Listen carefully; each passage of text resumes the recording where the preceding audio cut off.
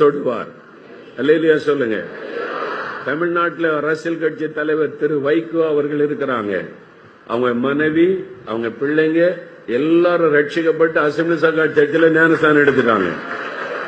அவங்க எல்லாருமே ஞானஸ்தானம் எடுத்து சர்ச்சுக்கு ஒழுங்கா போறாங்க. அல்லேலூயா சொல்லுங்க. திரு வைகோ ஒரு கட்சி தலைவரா இருக்கனால அவர் இன்னும் ஓப்பன் அறிவிக்கல. இயேசுவை விசுவாசித்து ஒரு நாளைக்கு 2 முறை பைபிள் வாசிக்கிறார். அவர் என்கிட்ட பேசுன பிரதர், நான் காலையிலையும் ராத்திரியும் பைபிள் வாசிப்பேன், தவறாம பைபிள் வாசிக்கிறாரு. நான் எப்படி ஜெபிக்கணும்னு கேட்டார் ஒரு நாள். நான் அவர் சொல்லிக் கொடுத்தேன், எப்படி நீங்க ஆண்டவர்கிட்ட கேட்கணும், எப்படி தேவன் பதில் கொடுப்பார். சரி, நான் அப்படியே ஜெபம் பண்றேன் அப்படின்னு சொல்லி இருக்கிறார்.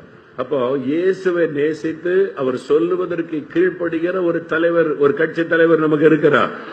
அல்லேலூயா சொல்லுங்க. இது மாதிரி எல்லாரையும் ஆண்டவர் தொட வல்லமை உள்ளவராக இருக்கிறார்.